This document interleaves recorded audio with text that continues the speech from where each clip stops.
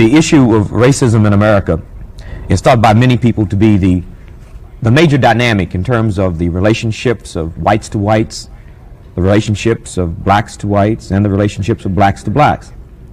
We've had some very interesting theories, principally those advanced by white scientists and white social scientists, namely Jensen and Shockley, both of whom have indicated that blacks might be innately inferior. We have a very interesting theory that is just surfaced from one of the leading black psychiatrists. And tonight we're going to discuss a theory called color confrontation. And the author and proponent and creator of that theory is Dr. Frances Welsing. Dr. Welsing, basically, as a psychiatrist, how does your theory of color confrontation differ with Freudian psychoanalytic theory? Well, Freud, I think, spent most of his creative years looking at behavior from the standpoint that behavior was motivated by the repression of the sexual instinct and the evolution of the sexual instinct. And contrary to, and that means looking within the individual to understand why behavior is such as it is. The color confrontation thesis really looks at the total social dynamic to begin to understand patterns of behavior. And not only that, it looks at very specifically, it's an attempt to understand the behavior patterns of whites. We as black behavioral scientists and as the black and non-white population have been studied in terms of white investigators looking at our patterns of behavior and writing about that and building theories about black patterns of behavior. But we have not really spent very much time looking at white patterns of behavior, either by black behavioral scientists or white behavioral scientists. So I am attempting to understand the behavioral patterns on the part of whites. You're saying something to the effect that there's not a black problem, there's a white problem. Well, we were told back in 1968 that the Kerner Commission said, that was the Presidential Commission on Violence, that racism was the #1 cause of violence. And in 1969, for example, the black psychiatrists within the American Psychiatric Association said to the American Psychiatric Association that we thought that racism was the #1 cause of mental health problems in this area of the world. And we wanted the National Institutes of Mental Health to study racism. On the contrary, they decided no, they would not study racism, meaning the behavior patterns of whites, but that they would set up a special institute to study minority groups. Have you done any kind of psychiatric study in that area? Well, I'll tell you about color confrontation theory and how it evolved. I encountered an idea. A gentleman had written about racism not as individual prejudice or institutional practices, but as a worldwide system of white supremacy domination. In other words, that was his definition, that it was behavioral practices carried out by people who classify themselves as white, not only in the area of the world that we call the United States or in so-called South Africa, but all over the entire world. He said that this is a behavioral system that seeks to maintain itself. And I raised the question, I guess psychiatrists always raise the question as to why. Why, if such and such a pattern of behavior is as it is, why is it so? And I raised that question in my own mind. Why would whites seek to establish a system of white supremacy all over the world, oppressing and subordinating people who have the capacity to produce color? And what I came up with is this, that let me see how I'll begin, that if people go around talking, if anyone goes around talking about I am superior to everyone, then the psychiatrists or the behavioral scientists, in questioning in their own mind, why is this individual saying this? Many times we come up with the fact that the individual is feeling inferior or inadequate. Do you see? And they are compensating by trying to make people believe that they are superior. So when we hear people saying that white is superior, white is superior, white is superior, then I raise the question in my mind, well, let's look first of all at what white represents. And when we look at white skin from the point of view of the biologist or the geneticist, we see that the inability to produce color the inability to produce melanin pigment, which is responsible for all skin coloration, that not being able to produce this color is actually a genetic deficiency state, and it is a form of albinism. All right, but it has never been looked at in this way within the context of the white supremacy culture, but it nonetheless is this. So that I said in that paper that apparently white people having this genetic deficiency state and also existing in the world in very small numbers relative to the people who have the capacity to produce color. For example, white people represent about 1/10 of the world's population. People who have the capacity to produce color, black, brown, red, and yellow people so-called, represent 9/10 of the total world population. So that when whites, I say, when they moved out of Europe, circled around the globe and found out, wow, well, there are very few people like ourselves who have this inability to produce color. And they had a psychological reaction to, number one, the fact that they were a numerical minority, and number two, on the basis that they did not have the capacity to produce color, as the vast majority of the people in the world did. And they felt color deficient, numerically deficient and color deficient. Now, one way that they could psychologically compensate for this sense of genetic inadequacy and numerical deficiency would be to say, well, I really don't like the fact that I can't produce color, but if I can make the people who have color believe that they're the ugly people and feel that they are degraded, then I can feel good. All right, well, let me ask this question. Now, I think in your book, you touch upon functional supremacy. Right. That is, white people can show that they do control everything. They have the power. They define the values. They give permission if they want, etc. and so forth. In essence, they do have a superior status. And let me ask this question. Perhaps, or is it possible, and I'm being the devil's advocate, I want to make that clear, is it possible that because they do maintain power over non-whites everywhere, that they basically may be genetically superior? Well, I would say that, you know, that's always a possibility. But I look at it in this way, that we never go around talking about dogs being inferior to people. I mean, nobody ever bothers to say that. Why? Because dogs cannot open their dog food. We have to do that for them. We have to, you know, provide houses for them and that kind of thing. Now, if indeed one group of people were indeed inferior to another group, there would be no need to put them in inferior housing, put them in inferior schools. You could give them the very best schools and the very best housing, and they still would show up inferior. For example, we believe that there are some children who are mentally retarded, right? And what do? We try to provide the very best kinds of compensatory education for these children so they can perform at their maximal level. Do you see? And many of the institutions that are for mentally retarded children, special schools, are far superior to the schools that non-white children are given, you see, to develop in. So I say that, right, people give a lot of lip service to the fact that non-white people and black people are genetically inferior. But I don't really believe that they believe that. Do you see what I'm saying? Because if they indeed believed it, there wouldn't be any need to keep people in ghettos or on reservations. All right, well, are you saying that there is some type of, you're saying that there's not just an American racism or European racism, you're saying that there's a worldwide racism based on white supremacy? People who classify themselves all over the world relate to people who have the capacity to produce color in a way, in other words, white has to be functionally superior to non-whites, and there are all kinds of maneuvers in all areas of activity engaged in to keep this power relationship such as it is. For example, we can talk about people behavior being categorized in 9 areas: economics, education, entertainment, labor law, politics, religion, sex, and war. And we see people who classify themselves as white moving in certain very specific ways in all of these areas of activity to keep the color relationship such as it is. Is there some conspiracy that a super group of whites are actually sitting down logically, computerizing and organizing and administering to keep this white supremacy intact? Well, I don't like to talk about it as a conspiracy. I see it as a behavioral system that was evolved as a psychological defense. Now, there are many white people who really don't understand what's going on.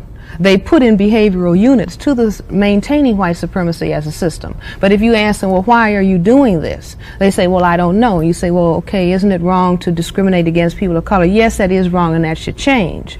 But functionally over time, the behavioral units that they contribute do not allow for the system to really alter Well, like, what would be an itself. But example? I don't want to call it a conspiracy because that sounds like cloak and dagger Well, what and would that be- kind what- of thing. What would be an example of a white person participating in one of these 9 areas that you specified, but being unaware that they were involved in this unconscious hatred of blacks? All right, well, let's look at this. I think right now, or more or less recently, trying to really think of an example that is good. We see many white people moving to adopt black and other non-white children because these children are said not to have adequate homes, or the institutions that are established to take care of these children are inadequate. All right, well, on the surface, the white person says, well, I feel sorry for these children. I want to help these children. All right. But to really help these children would mean, from my perspective, to provide the fathers with adequate job opportunities, to provide both parents with adequate educational opportunities, housing opportunities, opportunities for health. In other words, equal social economic opportunities. All right. But to do that would destroy the system of white supremacy. You see, so that the behavior at one level looks as though the person is functioning in a so-called good moral way. But underlying that are some more fundamental or more basic patterns of behavior where the same individual might say, well, I don't want my neighborhood destroyed, by it being integrated, or I don't want busing. Or the father in such a situation might become disturbed on his job if a black or non-white man is promoted above him, or his salary is greater. So you're saying these are ego defense mechanisms? Right, but these are defense mechanisms. In other words, the whole worldwide structure where white is superior to non-white in all of these 9 areas, I say is maintained to help whites compensate for a sense of genetic inadequacy. I don't know. But I think at the bottom Yes. of some things you say explicitly and not so explicitly, particularly in a quote you have here to one of your bibliographies, you say that at the bottom of it all, that whites hate blacks. Now, everything else is simply an extension or a defense Well, maneuver against that's that. a quote from the gentleman that I spoke about, Neely Fuller, who, in writing a book that he calls a textbook for victims of white supremacy, he said white people hate black people not because black people are black, but white people hate black people because they themselves are not black, you see. But I don't really deal in the question of hate, Yes, because I love and understand hate that. are very Well, confusing terms. right, but I think Fuller is saying essentially. All right. Well, I was saying that to lay the groundwork to say what I'll say now, and that is, whites are going to say that your theory is simply a black racist theory. I'm sure you know that. I mean, they're going to say that the fact that you have created your theory is because you began from a subjective position of hating whites and then went about the business of creating the theory, as Fuller is saying that because whites hate blacks, not because they hate blacks, but because they themselves don't have color. Now, how do you handle this? And I know you know this is present. Well, that present, might, right. This charge that you are right. simply developing a theory that is a black racist theory. Well, that might be a response on the parts of whites, because all the responses will be to try to keep the balance going so that the person feels psychologically comfortable. I am not advocating at all that non-white people move to a position to hate white people at all. I'm simply really trying to take the position of a scientist to say, let us understand a behavioral phenomena, and if this is at the base of the behavior, then it is best that people who classify themselves as white and people who classify themselves as non-white understand this. Do you see? Because there are many white people who say that they want to do something about racism, but they don't really know what to do because they really don't understand the phenomena. And so I say, if you understand the phenomena and you really sincerely want to do something about it, then you can change it. It's in the same way that if a doctor or a scientist says, well, I want to provide the cure for cancer, I want to look for the cure for cancer. Well, first he has to understand how does that cancer cell function, and then develop a cure based on the particular physiologic or cellular dynamics of that particular cell that is causing that particular problem. So that I'm not saying, you know, hate white people at all. I'm saying, well, let's try to understand this behavioral phenomena that has a massive impact on the massive majority of the people in the world. Now, one of the things I want to go back to that you haven't asked about was, what is some of the evidence that we have to support the thesis that white people really don't like being white, but that they wish that they had color. Mm-hmm. And one of the things that I look at and address myself to in the paper is that even though whites have programmed non-white people and also programmed themselves to believe that if you have color, that this is really means that you're inferior and that this is degraded and that this is ugly, that white people suntan. You see, and the suntanning mechanism itself is a phenomenon that is seen all over the world in people who lack the capacity to produce skin color. And what they are actually doing is exposing themselves to the sun and to the ultraviolet rays of the sun, so that the ultraviolet rays will stimulate cells that are called melanocytes to produce small quantities of melanin if they're capable of producing any melanin at all. And that's the very pigment that they are using the ultraviolet rays to stimulate that people who are classified as non-white already have. Like black people have the greatest capacity to produce melanin, so-called brown, and then so-called red, then so-called yellow people. And white people have very little, if any at all, capacity to produce melanin. Also, the makeup industry is a really massive industry, you know, all over the so-called Western world, where people are adding color to colorless skins, or stockings, you know, that have various hues are adding color.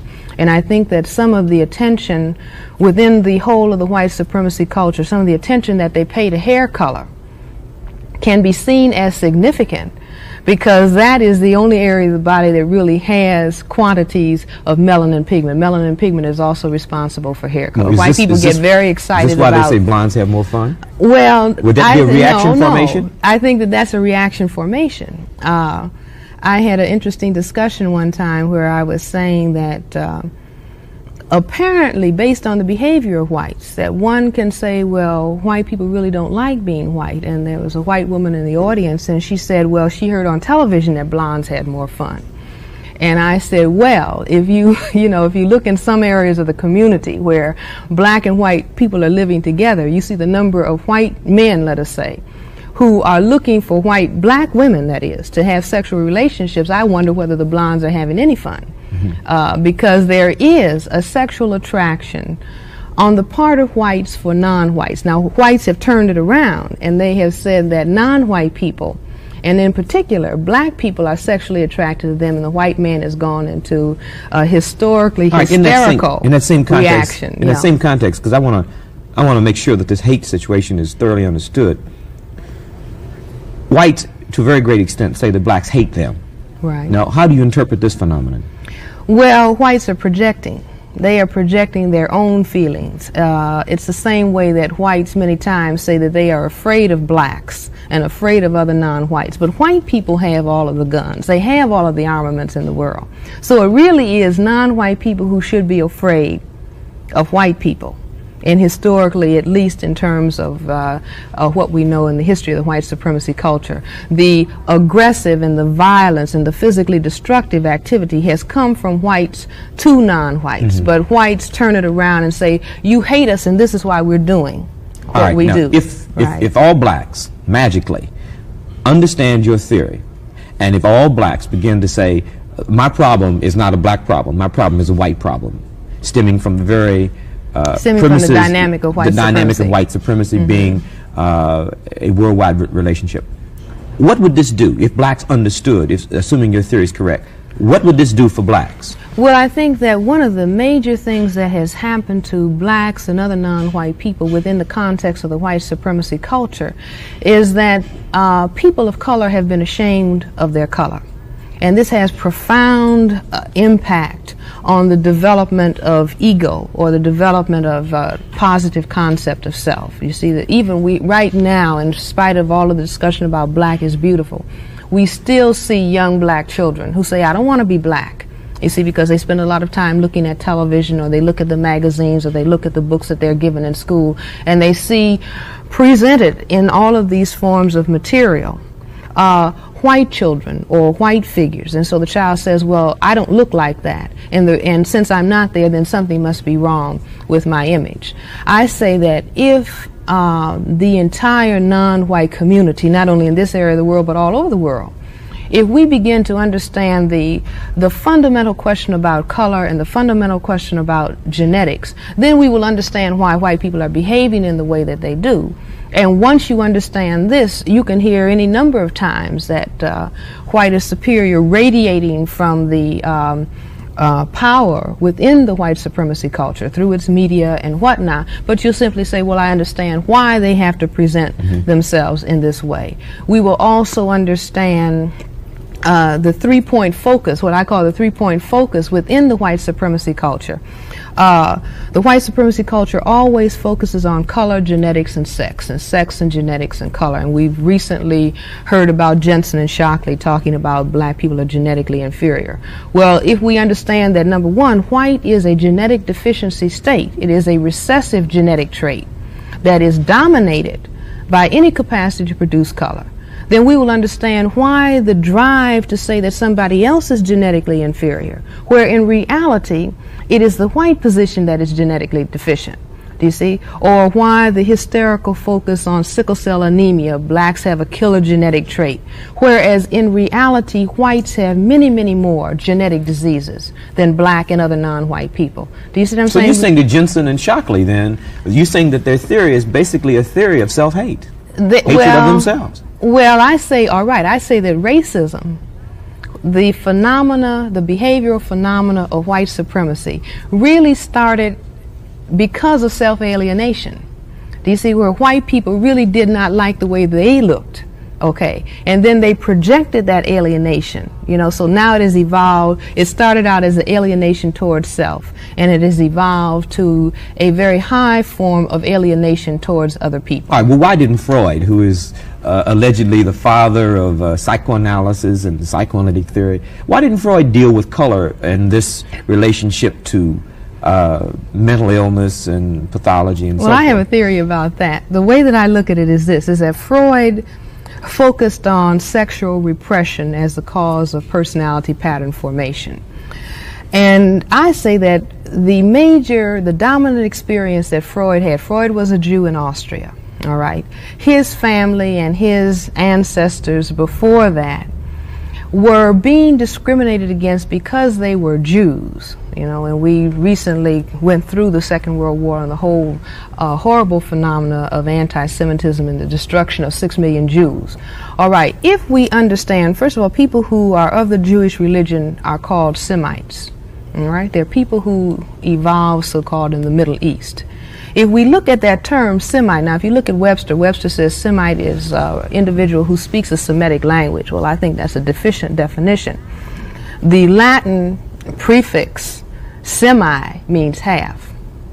People in the Middle East are half black and half white, and most of them are called non-whites. Now, the group that went into Europe, because of intermarriage, lost a significant amount of the melanin producing capacity that they had, but they went there as people of color. And I say that the whole phenomenon of anti-Semitism is fundamentally a color question. Now, I say that Freud experienced anti-Semitic repression and oppression as a Jew, so-called, within a particular area of the world. But having some awareness, if I start talking about this, then maybe the pressure, the overt pressure on me, you know, maybe he didn't think about it consciously, you see. He didn't talk about the oppression or the repression or that he felt as a Jew. He internalized it or talked about sexual repression instead. Mm-hmm. Do you see what I'm saying? I say that Freud eventually was chased out of Austria by the Nazis. He probably would have been chased out, you know, some 20 years before, had he started talking about anti-Semitism is the cause of personality pattern formation. You see, or the need to be an anti-Semite is the really major core or motivating factor in terms of producing personality in the anti-Semite. as well as producing behavior pattern formation in the person who is a victim of that system. So of you see a oppression. parallel in the genesis of why Right. Jews and blacks are oppressed. In a Right, because basic- many people used to say that Jews were the niggers of Europe. Do you see? But now you have Jews who say, well, we're white. Do you see what I'm saying? And who, within the state of Israel itself, carry out color discrimination.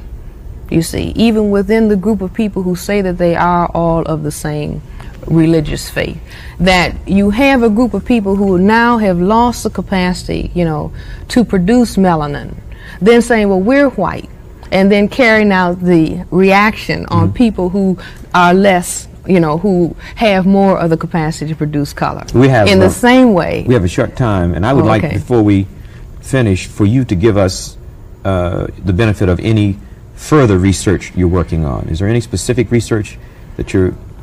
Well, I am preparing a paper to deliver to the National Medical Association annual meeting in August. It will be in New York, to the section on psychiatry and neurology. And I'm presenting a paper that is called Counter-Racist Psychiatry.